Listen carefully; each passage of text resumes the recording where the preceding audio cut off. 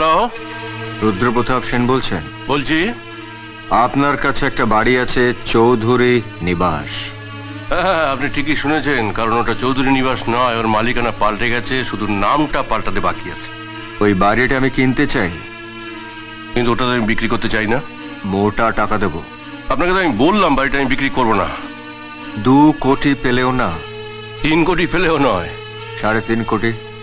আচ্ছা, আপনি কেন বুঝতে পারছেন না বাড়িটা আমি বিক্রি করবো না? 4 কোটি।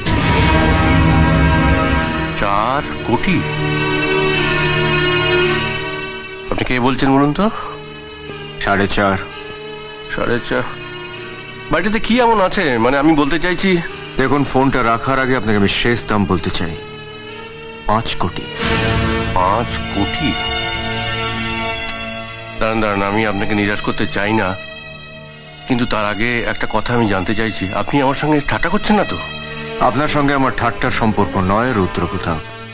ওকে, কালকে আপনার লোকে পাঠিয়ে দেবেন টাকা দিয়ে, আমি কাগজপত্র সমস্ত রেডি রাখবো। ওকে? তার আর দরকার নেই, কাগজপত্র আমি তৈরি করেই পাঠিয়েছি। Very good.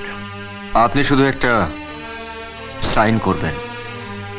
আমার লোক টাকা নিয়ে আপনার বাড়ির বাইরে দাঁড়িয়ে আছে। কি?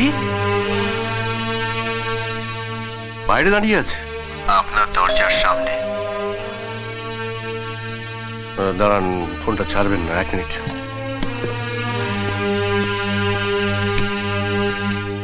Good evening sir. Good evening. এই আপনার এগ্রিমেন্ট পেপার আর 5 কোটি টাকা। আসুন আসুন আরে টাকাটা তো নিন। আসুন আসুন আসুন।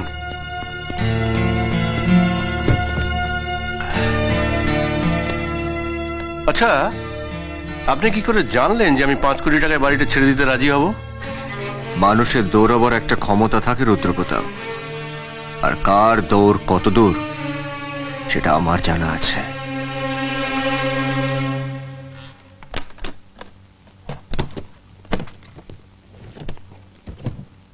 এই আপনার টাকা 5 কোটি,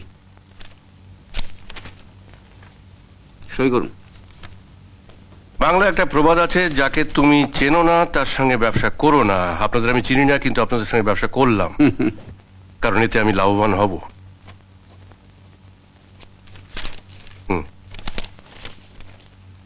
থ্যাংক ইউ।